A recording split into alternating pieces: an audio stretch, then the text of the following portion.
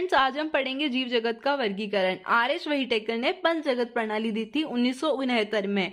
उन्होंने 5 जगत बताए थे: मोनेरा, प्रोटिस्टा, फंजाई, प्लांटी तथा एनिमेलिया। उसमें हम मोनेरा जगत को पढ़ चुके हैं। आज हम पढ़ेंगे प्रोटिस्टा जगत को। इसमें सभी एक कोशिकीय यूकेरियोटिक को इसमें रखा जाता है। इसमें ऐसे जीवों को रखा जाता है जिनका शरीर एक कोशिका से बना होता है।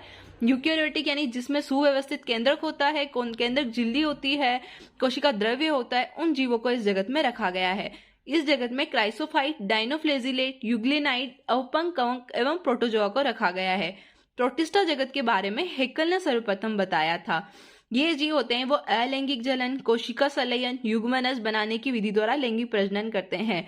अलैंगिक जनन जिसमें नर या मादा दोनों में से एक जनक से भी संतान उत्पन्न हो जाती है, वो अलैंगिक जनन भी करते हैं। कोशिका संलयन होता है यानी कि सेल्स में कोशिका झिल्ली होती है, उसमें संयुग्मन हो जाता है तथा नया जीव बन जाता है।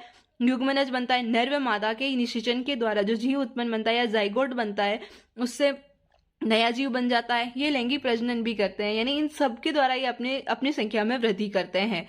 इसमें क्राइसोफाइट को रखा गया है। क्राइसोफाइट इस समूह में डाइएटम तथा सुनहरे शैवाल आते हैं। ये जो शैवाल होते हैं या डाइएटम होते हैं वो स्वच्छ जल में, लवण जल में तथा पर्यावरण में दोनों में रह सकते हैं, यानी कि स्वच्छ जल में भी रह जाते हैं, लवणीय जल में भी रहता है, स्थल में भी रह सकते हैं, पर्यावरण में भी रह सकते हैं। ये जल धारा के साथ स्वतंत्र रूप से बहते हैं, यानी इतने छोटे होते हैं कि पानी के साथ में स्वतंत्र रूप से ये बह जाते हैं। डाइएटम में कोशिका भित्ति साबुनदानी की तरह अतिछादित कवच बनाती है। डाइएटम में ये जो डाइएटम प्रकार के जीवाणु होते हैं उनकी जो सेल वॉल होती है, कोशिका भित्ति होती है, साबुनदानी की तरह इस टाइप से अतिछादित कवच बना लेती है। इन कवच में सिलिका होती है तथा ये जो कवच बनाती है उसमें सिलिका मिट्टी होती है, जिस कारण ये नष्ट नहीं होते हैं। इन मृत डाइएटम अपने परिवेश में कोशिका भित्ति के अवशेष छोड़ जाते हैं, यानी ये डाइएटम मृत हो जाते हैं, मर जाते हैं, तो इनके परिवेश में जो कोशिका भित्ति के अवशेष होते हैं, इनकी जो सेल वॉल होती है वो जो मृदा से बनी हुई होती है, उनके अवशेष रह जाते हैं। तो ये जमा हुई अवशेष डाइएटम ही मृदा कहलाती है, क्योंकि इनकी कोशिका भित्ति में मृदा होती है। तो ये जो अवशेष बच जाते हैं मरने के बाद, इनकी जो कोशिका भित्ति रह जाती है वो डाइएटमी मृदा कहलाती है। डाइएटमी मृदा कण में होने के कारण इसका उपयोग पॉलिश करने, तेलों तथा सिरप के निषेधन में होता है। डाइएटमी जो मृदा होती है वो कण के आकार की होती है, इसलिए इनका उपयोग इन सब चीजों में कर सकते हैं। निषेधन यानी छानने में भी हो जाता है। ये समुद्र के मुख्य उत्पादक होते हैं। डायनोफ्लेजिलेट। अब इस क्राइसोफाइट के बाद में हम पढ़ेंगे डायनोफ्लेजिलेट। ये समुद्री एवं प्रकाश संश्लेषी होते हैं। ये समुद्र में रहने वाले होते हैं तथा प्रकाश की उपस्थिति में अपना भोजन बनाते हैं, इसलिए इन्हें प्रकाश संश्लेषी भी कहते हैं। इनमें उपस्थित वर्णक पीले, हरे, भूरे, नीले एवं लाल रंग के होते हैं।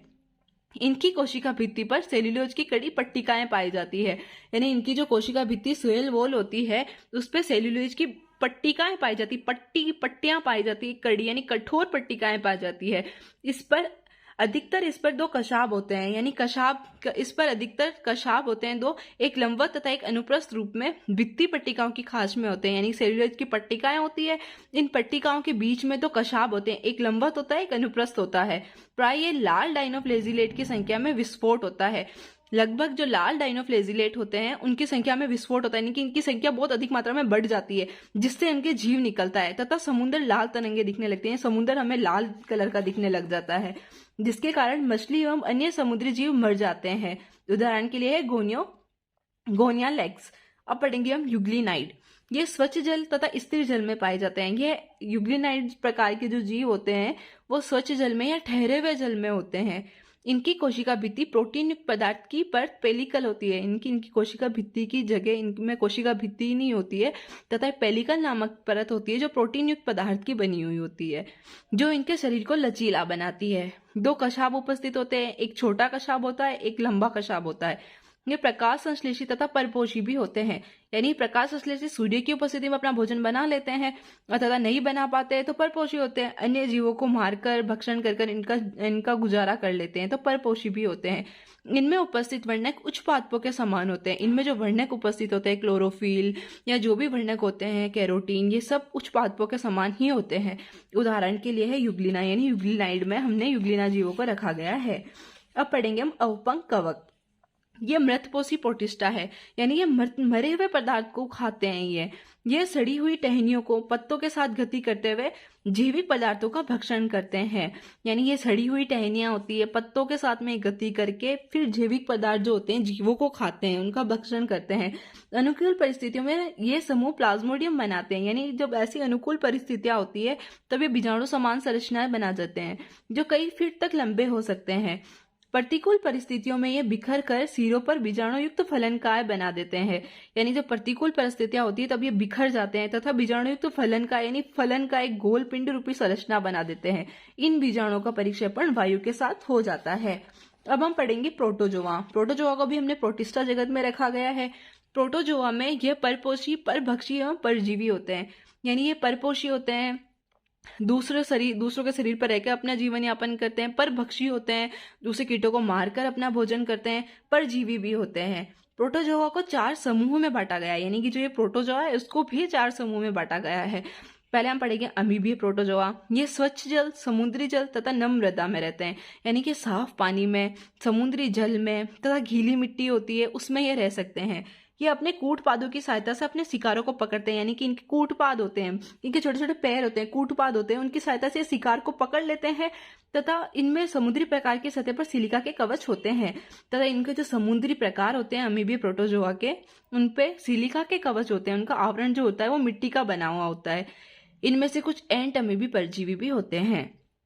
अब दूसरा टाइप आता है कशाभी प्रोटोजोआ। इस समूह के सदस्य स्वच्छंद अथवा परजीवी होते हैं। इस समूह के जो सदस्य होते हैं वो स्वच्छ होते हैं तथा परजीवी होते हैं, यानी दूसरों से अपना भोजन प्राप्त करते हैं। इनके शरीर पर कशाभ पाए जाते हैं, इसीलिए तो इन्हें कशाभी प्रोटोजोआ कहते हैं। परजीवी कशाभी यानी परजीवी जो दूसरों के शरीर पर रहते हैं वो परजीवी कशाभी प्रोटोजोआ बीमारी के कारण, जिनसे निद्रालु व्याधि बीमारी नामक बीमारी हो जाती है। और ये किससे होती है? परजीवी कशाभी प्रोटोजोआ कौन सा है? वो ट्रिपेनोसोमा। पक्षमाभी प्रोटोजोआ, ये जलीय तथा अत्यंत सक्रिय गति करने वाले होते हैं। ये जलीय तो होते ही है तथा ये जो गति करते हैं वो अत्यंत सक्रिय गति होती है, यानी फटाफट ये गति करते हैं क्योंकि इनके शरीर पर पक्षमाप पाए जाते हैं। यानी कई हजारों की संख्या पे इनके शरीर पर पक्षमाप पाए जाते हैं, इसलिए अत्यंत सक्रिय गति करते हैं। इनमें एक गुहा पाई जाती है, एक नाल पाई जाती है जो कोशिका की सतह की बाहर की तरफ खुलती है, यानी जो सतह होती है उनकी सरफेस होती है उसके बाहर की तरफ ये खुलती है। पक्षमापों की लयबंद गति के कारण जल में पूरित भोजन ग्लेट की तरफ भेज दिया जाता है। उदाहरण के लिए पक्षमाभी प्रोटोजोआ का उदाहरण है पैरामीशियम। इसका चौथा टाइप है स्पोरोजोआ। इसमें विविध प्रकार के जीवधारी आते हैं, इसमें कई प्रकार के जीवधारी आते हैं। इनके जीवन चक्र में संक्रमण करने योग्य बीजाणु जैसी अवस्थाएं पाई जाती है। इनकी जो लाइफ साइकिल होती है, इनका जो जीवन चक्र होता है, एक चक्र में इनका जीवन चलता है, तो इसमें जो बीजाणु जैसी अवस्था है, इसमें संक्रमण करने यानी बीमारी करने वाले योग्य बीजाणु इनमें पाए जाते हैं। उदाहरण के लिए प्लाज्मोडियम प्रजाति इसकी पाई जाती है जिससे मलेरिया रोग हो जाता है।